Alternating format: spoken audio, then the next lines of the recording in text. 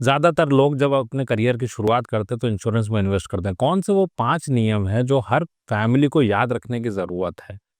एक-एक करके बात करता हूँ, छोटी-सी रील में। सबसे पहले इंश्योरेंस की अगर बात करें तो हमारा ऑब्जेक्टिव हमको बिल्कुल क्लियर होना चाहिए कि हम क्या खरीदने जा रहे हैं।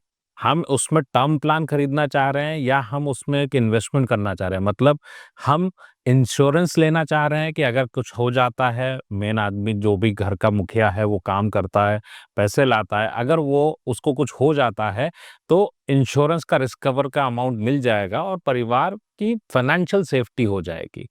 दूसरा, 2 तरह के बेनिफिट हैं, एक डेथ बेनिफिट, एक सर्वाइवल बेनिफिट।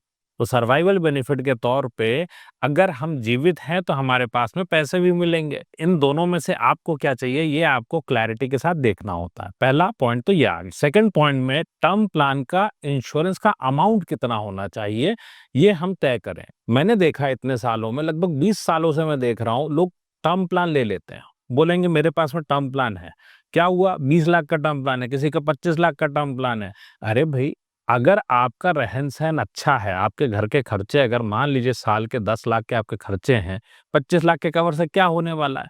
तो इसका मतलब आपके बच्चों की सेटलमेंट, वाइफ के लिए पैसा, पूरी ज़िंदगी का आपके ऊपर कोई लोन है, तो वो लोन का पैसा, ये सारी जो भी ज़रूरतें हैं, ये पूरी तो हो पाएँ।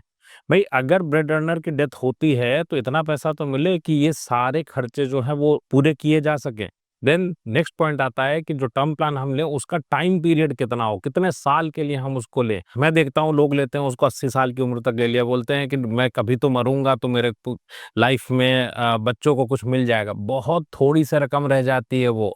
आज जो 1 करोड़ दिख रहा है, आप यकीन कर पाएँ अगर आज आपका एज 40 है, 1 करोड़ का मतलब ये है कि 80 की उम्र में शायद आपका 1 करोड़ 2 साल का खर्चा हो 1 करोड़ रुपया।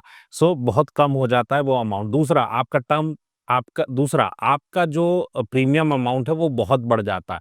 तो टर्म 60 तक का ही रखें, जब तक आपको लगे कि मैं फाइनेंशियली सिक्योर हो जाऊँगा तभी तक का पैसा रखना चाहिए हमको। और डायरेक्ट प्लान लें। डायरेक्ट प्लान क्यों लेने की ज़रूरत है? आप अगर डायरेक्ट प्लान लेते हैं तो आपको 5% के आसपास का प्रीमियम कम पड़ता है हर साल का।